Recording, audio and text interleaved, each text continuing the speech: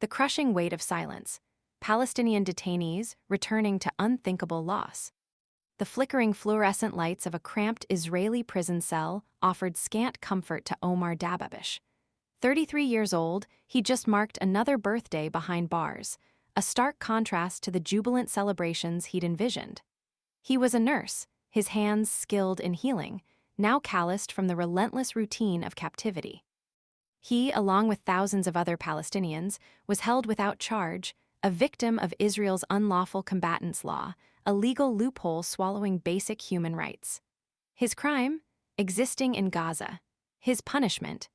A brutal separation from the world, a silent torment compounded by a devastating truth he would only discover upon his release.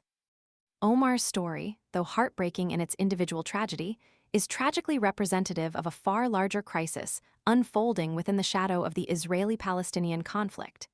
His release, secured under the fragile ceasefire agreement in February, should have been a moment of joyous reunion. His father and cousins were waiting, their faces etched with the profound relief of seeing him again, alive and free. Yet this reunion was immediately overshadowed by a grief so immense, so utterly unexpected, that it threatened to shatter the fragile hope of liberation. Omar had returned home to catastrophe. His immediate family, annihilated by Israeli attacks, had been stolen from him during his unjust imprisonment. He learned of their deaths only upon his release, a revelation delivered with the merciless bluntness of a hammer blow. The news, raw and agonizing, was delivered as a stark, unbearable reality. His return wasn't a homecoming, but a descent into a new, deeper layer of despair. Omar's experience, though acutely personal, is tragically mirrored by countless others. This report details the stories of 3 Palestinians from Gaza, each returning from detention to a world irrevocably altered by loss, each victim of a system that systematically denies due process, contact with the outside world, and even the most basic human dignity. These individuals, a nurse, a civil servant, and a teacher, represent thousands of Palestinians caught in the relentless machinery of prolonged detention without charges. Their families, unaware of their loved ones' captivity, were simultaneously targeted by Israeli attacks, leaving these 3 men to discover the devastating truth only upon their freedom. In December, the Israeli government officially acknowledged the detention of over 3,400 Palestinians from Gaza under the controversial unlawful combatants law, a figure that emerged in response to a petition filed by the Public Committee Against Torture in Israel, PCATI. This staggering number represents a blatant disregard for international humanitarian law, specifically violating the Geneva Conventions, which guarantee the rights of prisoners of war and detainees. The sheer scale of these arbitrary detentions underscores a systematic failure to adhere to fundamental human rights principles. At least 1,000 detainees were released under the now-collapsed ceasefire agreement, offering a brief glimmer of hope amidst the ongoing conflict. However, the lingering shadow of imprisonment continues to cast its pall over thousands more. Tal Steiner, director of PCATI, estimates that approximately 1,500 Palestinians from Gaza remain incarcerated in Israeli prisons, with several hundred more held in undisclosed military camps.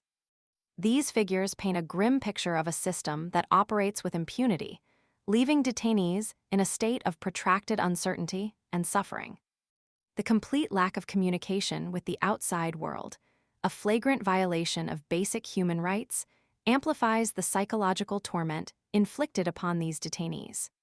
The inability to contact their families, to receive even the most meager updates about the lives they've left behind, adds a layer of unimaginable cruelty to their already unbearable situation.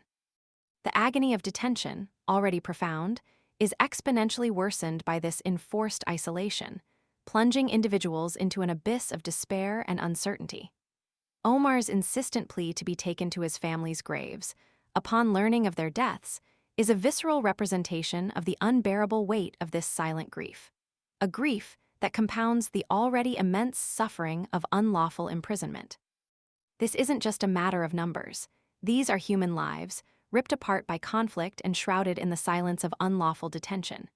These are nurses, teachers, civil servants, people with families, dreams, and futures violently stolen from them. Their stories demand our attention, forcing us to confront the moral bankruptcy of a system that allows such profound injustices to persist. The brutal reality of their experiences serves as a stark reminder of the urgent need for international intervention, a demand for accountability, and a call for an end to the systematic violation of human rights within the Israeli-Palestinian conflict. The weight of silence surrounding their suffering is a heavy burden, and it is one we must collectively refuse to bear. The stories of Omar and countless others demand to be heard, echoing in the halls of justice, compelling us to act. Their tragedy demands an end.